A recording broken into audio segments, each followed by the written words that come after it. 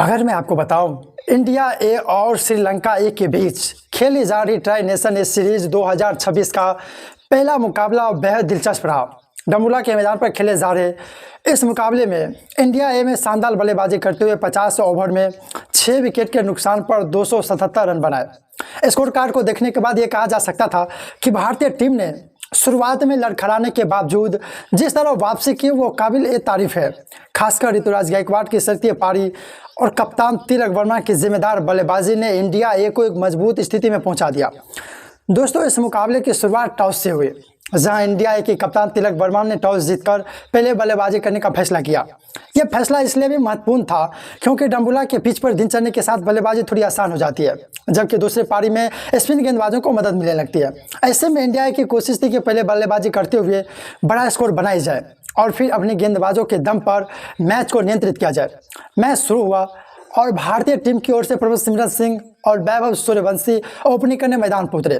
Fans को उम्मीद थी कि ये दोनों बल्लेबाज टीम को तेज शुरुआत देंगे, लेकिन श्रीलंका ए के गेंदबाजों ने शुरुआत से शानदार अनुशासन दिखाया। नई गेंद स्विंग हो रही थी और बल्लेबाजों को रन बनाने में कठिनाई हो रही थी। इंडिया ए को पहला झटका तब लगा जब प्रभसिमरन सिंह ने सिर्फ 2 रन बनाकर आउट हो गए। उन्होंने 11 गेंद का सामना किया लेकिन अपने लय हासिल नहीं कर सके, जब कर्नाटक ने उन्हें शानदार गेंद पर विकेट कीपर के हाथ कैच करवाया। ये विकेट श्रीलंका ए के लिए बहुत महत्वपूर्ण था क्योंकि उन्होंने भारत ए को शुरुआती दबाव में डाल दिया था। प्रभसिमरन के आउट होने के बाद सभी की नजरें युवा बल्लेबाज वैभव सूर्यवंशी पर थी। वैभव पिछले कुछ समय से लगातार चर्चा में है और क्रिकेट विशेषज्ञ उन्हें भविष्य का सुपरस्टार बता रहे हैं। वैभव ने आते ही अपने इरादे साफ कर दिए।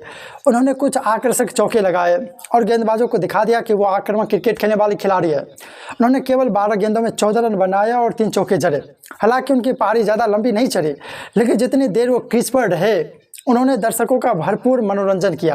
वैभव के आउट होने के बाद बल्लेबाजी करने आए प्रियांश आया। प्रियांश ने भी काफ़ी आत्मविश्वास के साथ बल्लेबाजी की। उन्होंने शुरुआत में कुछ अच्छे शॉट लगाए और स्कोरबोर्ड को आगे बढ़ाया। प्रियांश ने 32 गेंदों में 32 रन बनाए, जिसमें 4 चौके और 1 शानदार छक्के शामिल थे, लेकिन दुर्भाग्यवश रन आउट होकर उन्हें पवेलियन लौटना पड़ा। ये विकेट इंडिया के लिए बहुत बड़ा झटका था क्योंकि टीम लगातार विकेट गंवा रही थी।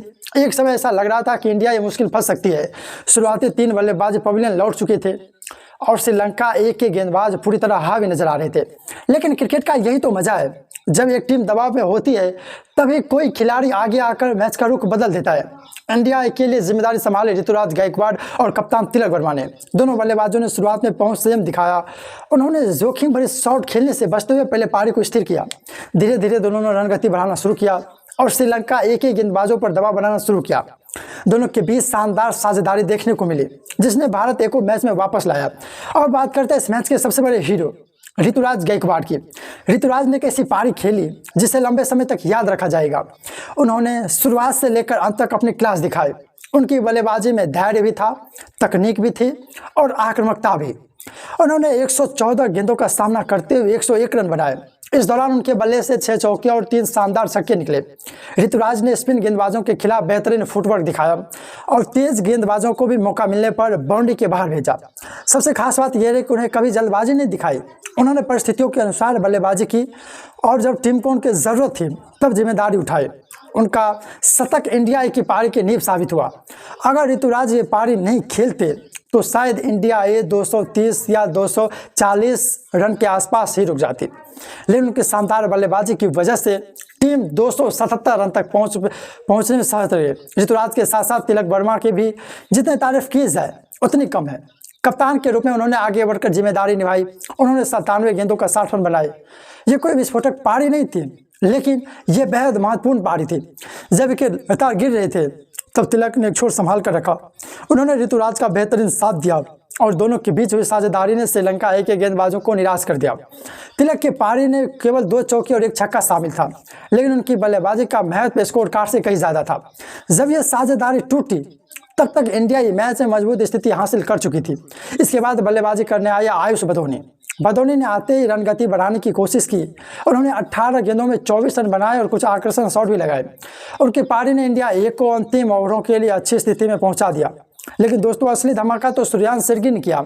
सूर्यांश शेरगिल जब बल्लेबाजी करने आए तब इंडिया ए को तेज रन बनाने की जरूरत थी। उन्होंने आते ही बड़े शॉट खेलने शुरू की। केवल 14 गेंदों में नाबाद 26 रन बनाकर उन्होंने भारतीय पारी को शानदार फिनिश दिया। उनके इस विस्फोटक पारी ने एक चौका और 2 लंबे छक्के शामिल थे। खासकर आखिरी ओवरों में उन्होंने जिस तरह बल्लेबाजी की उससे इंडिया ए को कम से कम 20 से 25 अतिरिक्त रन मिले। अगर हम पूरे बल्लेबाजी को प्रदर्शन देखें तो इंडिया ए की पारी को 3 हिस्सों में बांटा जा सकता है। पहला हिस्सा जहां टीम ने शुरुआती विकेट गंवाए, दूसरा हिस्सा जहां ऋतुराज और तिलक ने पारी को संभाला, और तीसरा हिस्सा जहां बदौनी और शेट्टी ने तेजी से रन बनाकर स्कोर को 273 तक पहुंचाया। अब बात करते हैं श्रीलंका ए की गेंदबाजी की। मोहम्मद सिराज उनकी सबसे सफल गेंदबाज रहे। उन्होंने 9 ओवर में 67 रन देकर 2 विकेट हासिल की। समीका करुणारत्न ने भी महत्वपूर्ण विकेट निकाला और शुरुआत में इंडिया ए को दबाव में डाला। गढ़ुका संकेत को विकेट मिला, जबकि वनुजा साहा ने अपनी 10 ओवर में सिर्फ 35 रन देकर शानदार नियंत्रण दिखाए। हालांकि श्रीलंका ए के गेंदबाजों ने बीच बीच में विकेट निकाले, लेकिन वे ऋतुराज और तिलक की बड़ी साझेदारी को समय रहते नहीं तोड़ सके, और यही मैच का सबसे बड़ा टर्निंग पॉइंट साबित हुआ। ऋतुराज गायकवाड़ का शतक, तिलक वर्मा का शतक, आयुष बदौनी का उपयोगी योगदान और श्रेयांश शेट्टी की विस्फोटक फिनिशिंग भारतीय टीम के लिए सबसे बड़ी सकारात्मक बात रही है। वैभव सूर्यवंशी का विकेट जरूर जल्दी गिरा, लेकिन उन्हें एक बार फिर यह साबित कर दिया कि वो किसी भी समय मैच का रुख बदलने की क्षमता रखते हैं।